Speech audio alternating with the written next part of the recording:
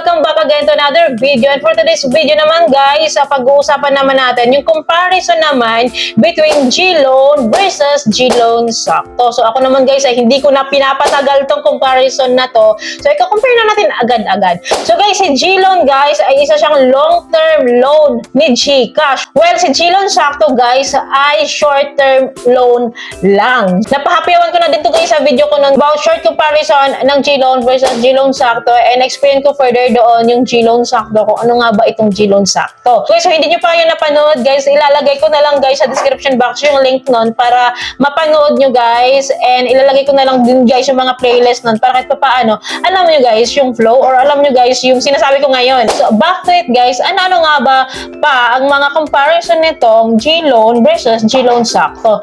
So guys, anyways guys, ang similarity naman talaga nila guys, parehas natin makukuha to ng instant cash. So kapag nag-avail tayo nito, makukuha din natin agad guys yung cash pag nag-avail tayo. But other than that guys, so marami talaga silang difference. One difference nila guys is yung loan amount. Si G-Loan guys, ang kaya niyang ipa-loan sa atin ay nag-i-start from 1,000 up to 125,000. So ganun kalaki guys yung pwede nating ma-avail dito sa G-Loan. So while naman dito sa G-Loan Sakto is napakaliit lang talaga guys. Kumbaga panawid lang talaga to. It starts from 100 pesos to 500 pesos. Ganun yung pinakalaking difference. Malaki talaga guys ang difference sa loan amount. Kumbaga guys, itong si G-Loan Sakto kasi guys, kumbaga ito yung entrance natin for our G-Loan offer. Ganun siya guys. Parang dadaan muna tayo dito sa G-Loan Sakto if wala ka pang G-Loan ha. Kumbaga guys, ito yung mini loan muna ni G-Loan. Para guys, ma-qualified tayo or ma-upgradean tayo ng loanable amount.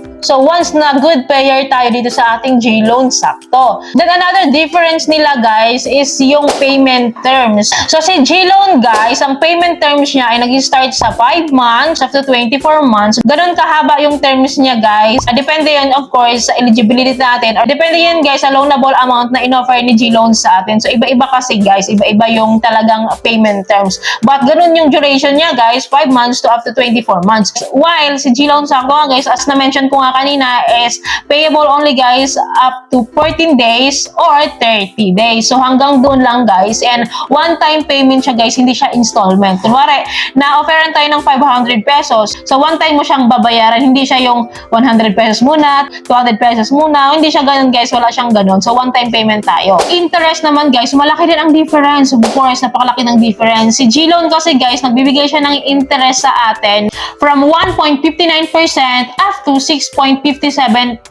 ang pwedeng ibigay ni G-Loan na interest sa atin. Syempre, it differs naman. So, it vary naman every individual naman. But, si G-Loan Sakto kasi guys, as in 0% interest. So, yun yung pinagkaiba niya kasi nga naman, short-term loan lang to.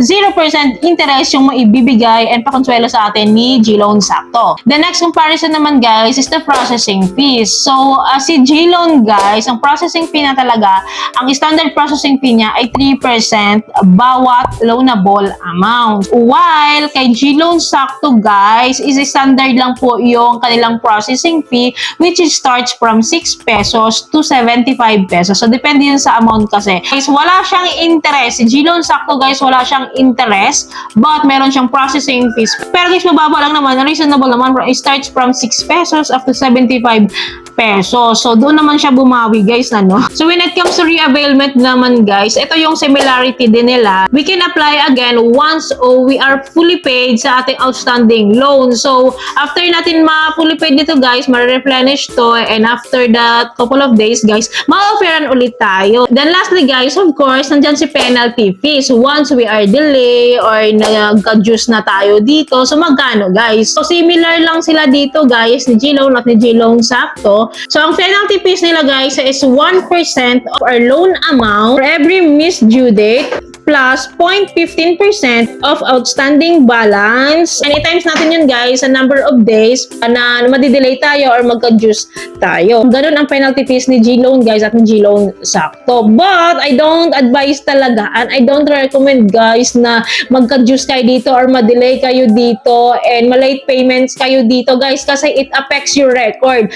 Promise, maapektuhan talaga guys yung G-score nyo dyan and yung credit records nyo dito sa GCash guys. Kasi guys, dito nga, sabi ko nga sa inyo, isa din to sa evaluation ni GCash guys para ma-parent kayo ng higher. So kung guys, dito pa lang sa G-Loan sakto ay pasaway na kayo. So wag nyo na lang tangkain. Baka ito lang yung ikakasira nyo guys, ang magiging kasiraan ng record nyo. So guys, I advise naman palagi, kahit naman hindi sa GCash loan kahit hindi naman guys, kahit ibang mga loan products guys, I don't advise talaga guys na magka-late payment kayo kasi nangutang tayo dito, nangailangan tayo. So syempre guys, bayaran natin on time kasi nangailangan din sila. And again guys, sa mga hindi pa malinaw sa inyo, once na meron ka ng G-Loan availment or nakapag-reloan ka ng paulit-ulit yan, of course, huwag ka nang umasa na ma-offeran ka ng G-Loan sakto guys kasi ang G-Loan sakto ay intended lang talaga sa mga new and hindi pa nakapag-avail ng G-Loan and never pa na-offeran ng G-Loan. Kumbaga guys, ito yung pinaka-entrance nila para karapat dapat ba silang ma-upgrade or ma-offeran ng higher loan amount. Siyempre guys, katulad ko na may G-Loan offer na existing nga, na patuloy ako nagbabayad pa rin ngayon. Siyempre, hindi ko hinahangad tong G-Loan sakto kasi nga, meron na akong